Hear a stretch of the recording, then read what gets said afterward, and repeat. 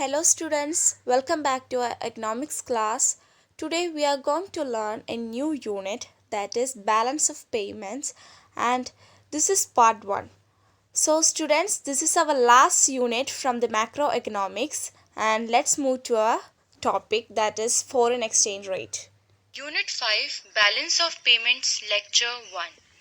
As per your syllabus, we have to do balance of payment account, meaning and components, balance of payments deficit meaning, foreign exchange rate, meaning of fixed and flexible rates and managed floating, determination of exchange rate in a free market.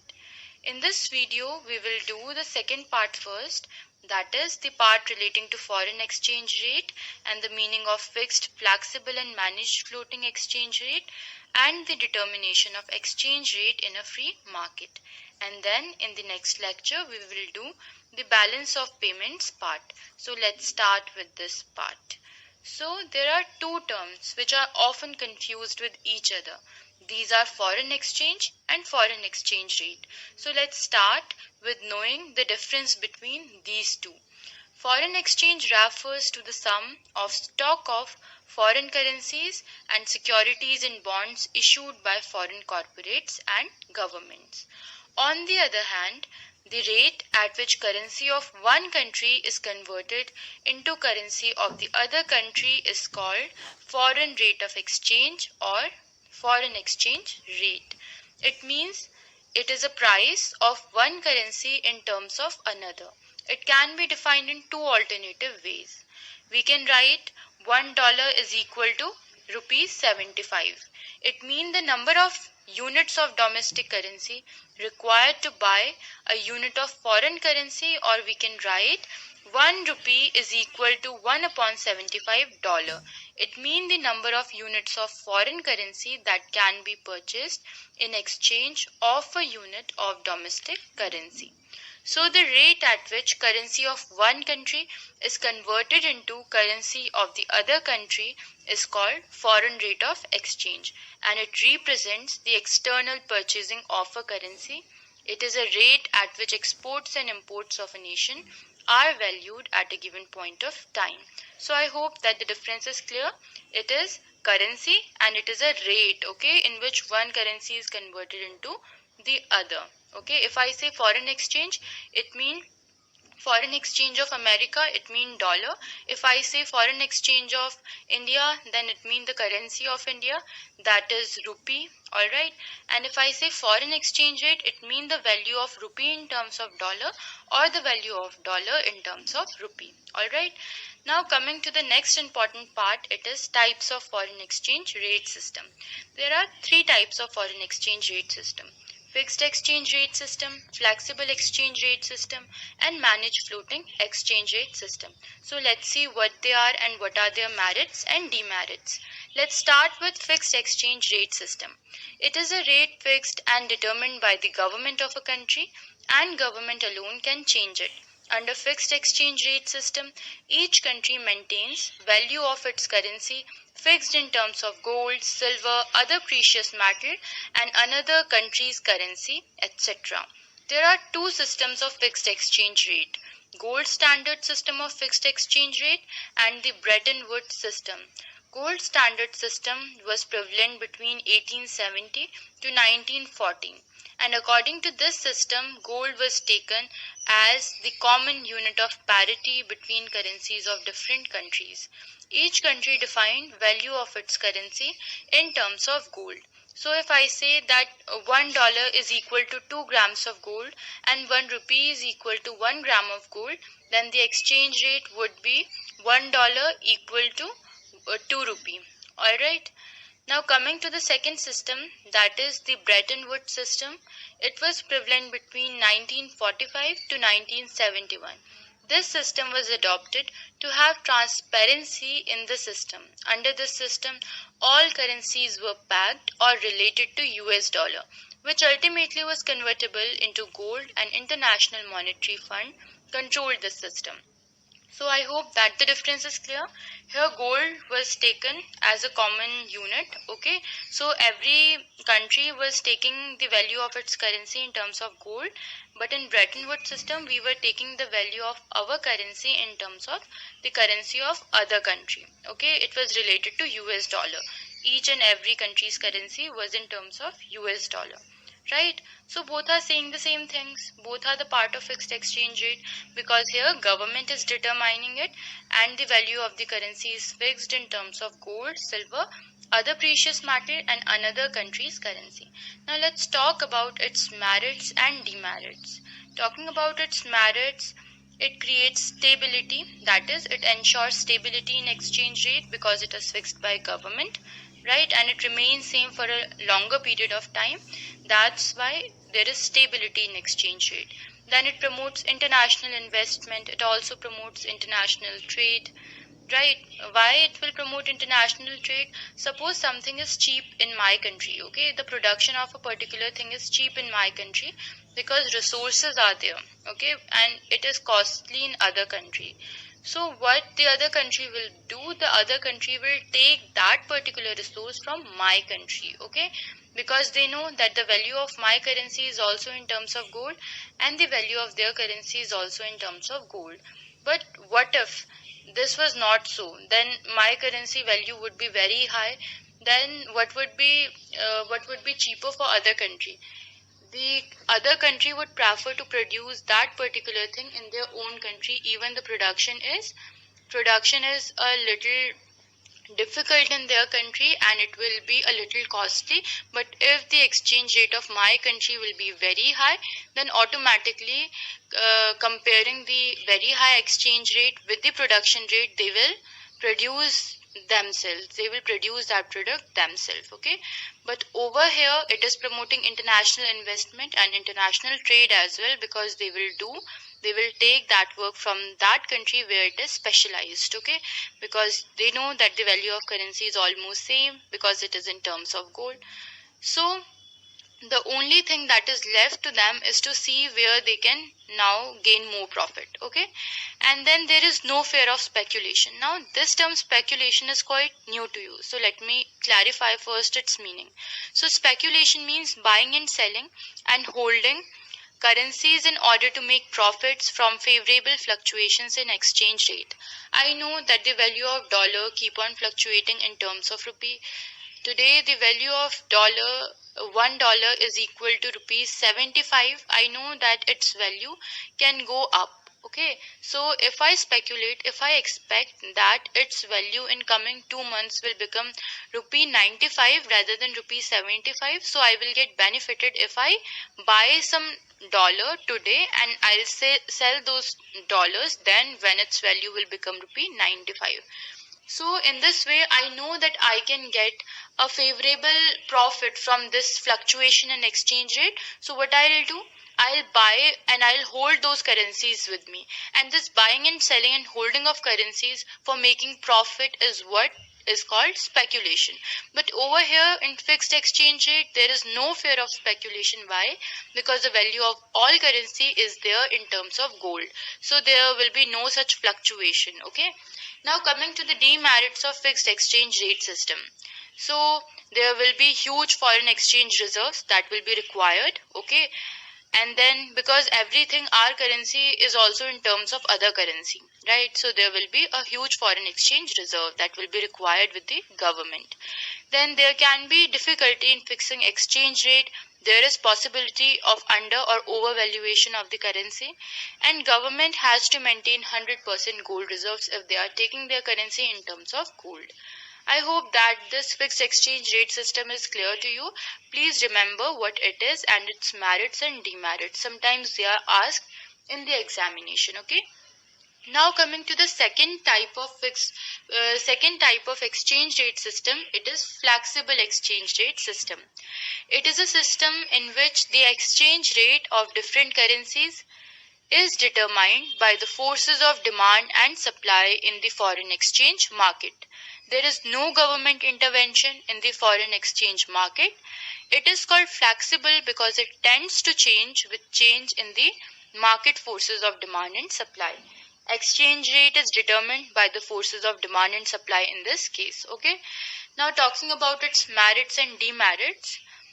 Its merits are it maintains equilibrium level because everything is determined by demand and supply. Then there is no need for huge foreign exchange reserve because demand and supply will control it, right? So there is no need. Then there is optimum utilization of resources and there is no requirement of government to hold 100% gold reserves because supply and demand are controlling everything. Now coming to its demerits, there is instability in exchange rate, that is flexible exchange rate keeps fluctuating as per the demand and supply of foreign exchange in the foreign exchange market. Then it creates inflationary situation in the economy and there are speculation activities. Why? Because the foreign exchange rate keeps on fluctuating, and if there is favorable fluctuation, people will buy the foreign exchange in order to get more profit.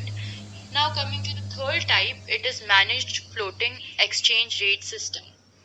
It is a system in which foreign exchange rate is determined by the market forces and central bank is a key participant to stabilize the currency in case of extreme appreciation and depreciation. So see, this is a hybrid of flexible exchange rate and fixed exchange rate system. Okay, like flexible exchange rate system, it is also dependent on the market forces of demand and supply, and like the fixed exchange rate system, central bank is playing a key role, okay, for stabilizing the currency in case of extreme appreciation and depreciation. So this system is a mix of both the systems that we have studied earlier. Okay, now coming to its merits are that monetary policy tends to be stronger, right? Because in order to control everything, appreciation and depreciation, monetary policy needs to be stronger. And it is a hybrid, right? That is a mix of fixed exchange rate and flexible exchange rate system. So it is combining the goods of both these rate system. Now coming to its demerits, different government try to set their exchange rate at a level which are inconsistent with each other, and sometimes there is dirty floating in which countries manipulates the exchange rate by not following rules and regulations. So please remember all these exchange rate system and their merits and demerits respectively.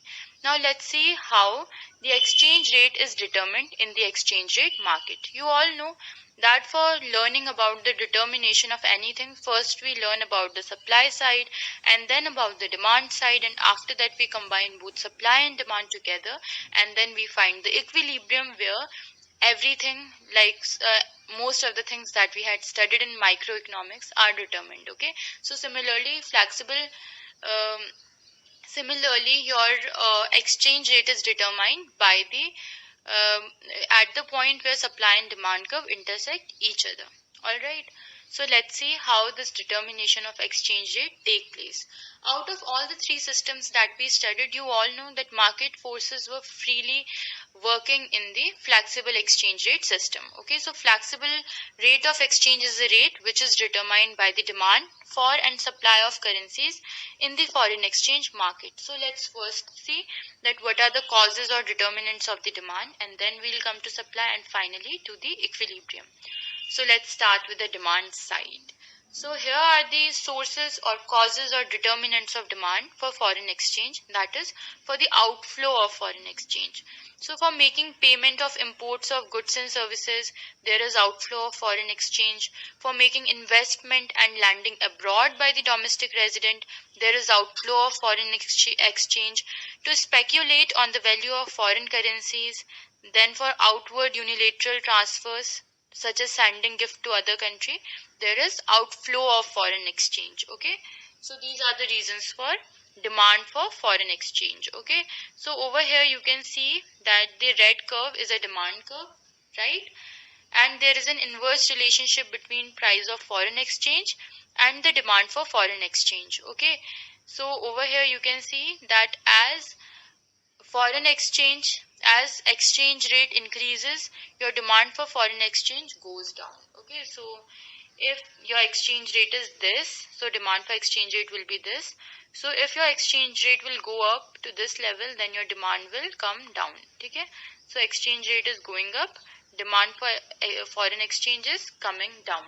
All right, that's why we say that there is an inverse relationship between exchange rate and the demand for foreign exchange. I hope this is clear to you. Now moving to the sources of supply and the supply curve, you can see over here that sources or determinants or causes of supply of foreign exchange or the inflow of foreign exchange are the domestic exporters of goods and services. That is, whenever we export our goods to America, we are paid in foreign exchange. Okay, the foreigners who invest and land to the home country, and due to speculation for inward unilateral transfer, like receiving of gifts from abroad, we need there is an inflow of foreign exchange, right?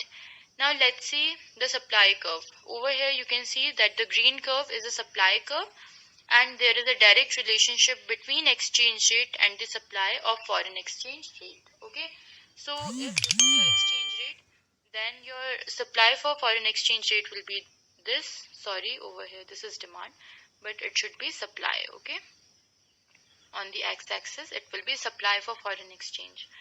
So if your exchange rate will go up, then automatically your supply for foreign exchange rate will also increase. Okay, that's why I said that there is a direct relationship between exchange rate and the supply of foreign exchange. Okay, so as exchange rate increases, your supply for foreign exchange also increases. This is what direct relationship means.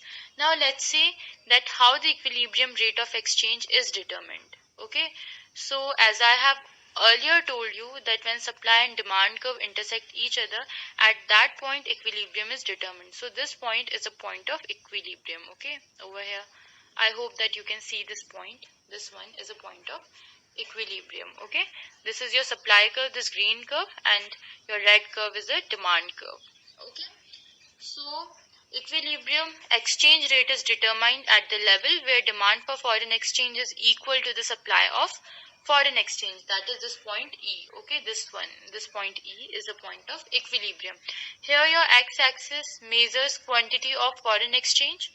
Okay, so this is not demand, this is quantity. I have copied the same Cartesian plane, that's why I haven't changed this. So this is quantity of foreign exchange, not demand. Quantity of foreign exchange means both demand and supply, right?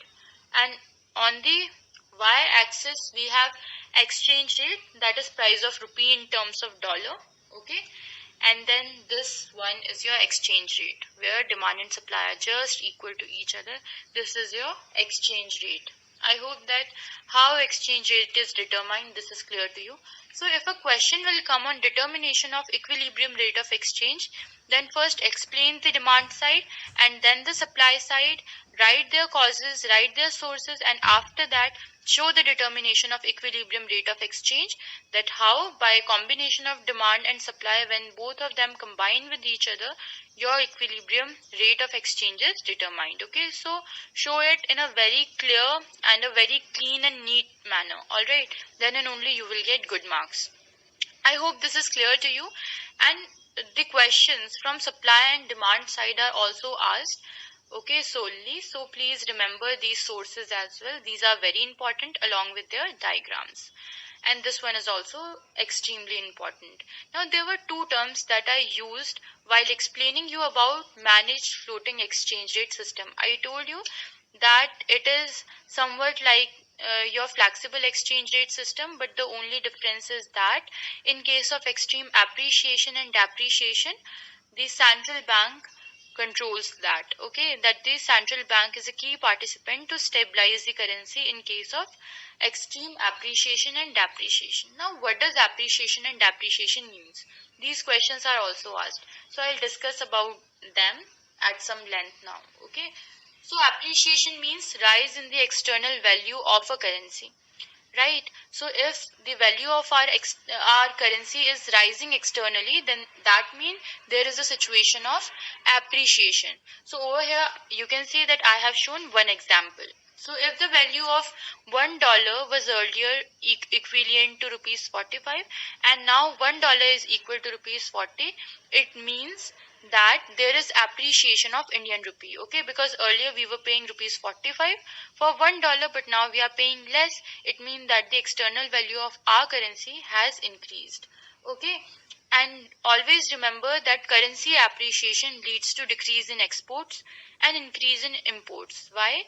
Because see, American goods will become cheaper for Indians. Earlier we were paying 45, now we have to pay 40. So it means that American goods have become a little cheaper for us. So Indians will do? Indians will import more goods from America. This will increase the demand of dollar, and hence there will be increase in imports. Okay, and why there will be decrease in exports? Because Indian goods will become costlier for Americans.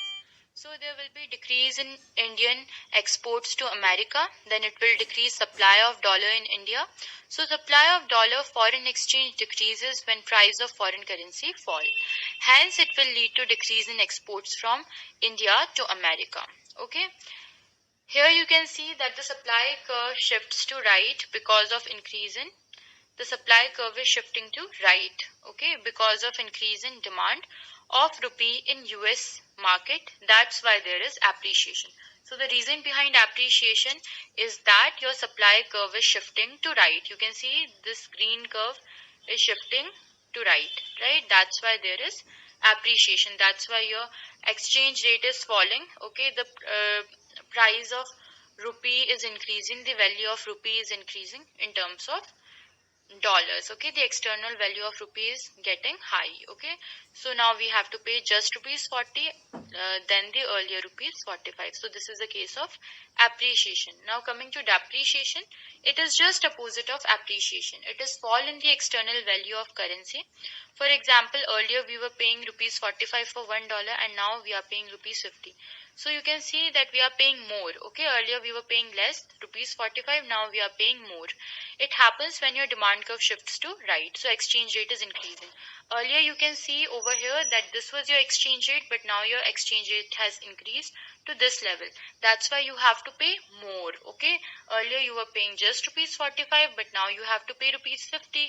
That's why there is depreciation, that is fall in the external value of currency. Okay, now see, it increases exports and it decreases imports. Always remember that the short term for exports is X, and we use M for imports. All right, so you can use uh, these abbreviations for exports and imports, right? These short words for exports and imports. Now, why exports increases and imports falls? So see, American goods become costlier in terms of Indian rupee, right? Earlier we were paying 45, now we have to pay 50. So the American goods are costlier in terms of Indian rupee. So India import less goods from America, there is decrease in demand for dollar, hence there is decrease in import. Now talking about exports, Indian goods will become cheaper for American. Increase in Indian export to America will happen. It will increase supply of dollar in India. So supply of dollar, foreign currency, increases when price of foreign currency rises. Hence it will lead to increase in exports from India to America. Okay, so I think that all these things are clear to you. All right, please remember these terms because they are often asked in the examination. You have to prepare yourself with every shot that CBSE throws in front of you. Okay, I repeatedly say this word. So over here you can see that we are done with everything. Okay, you can see over here the syllabus part. Foreign exchange rate, I told you its meaning, right? What is it? It is the price of one currency in terms of other. Then I told you the meaning of fixed exchange rate and the merits and demerits. Then we discussed flexible exchange rate, its merits and demerits. And then we did managed floating exchange rate and its merits and demerits. After that, we did determination of exchange rate in free market by telling you about demand and supply side and how it is determined. Now we are left with this portion, balance of payment account. So we will do it in the next video.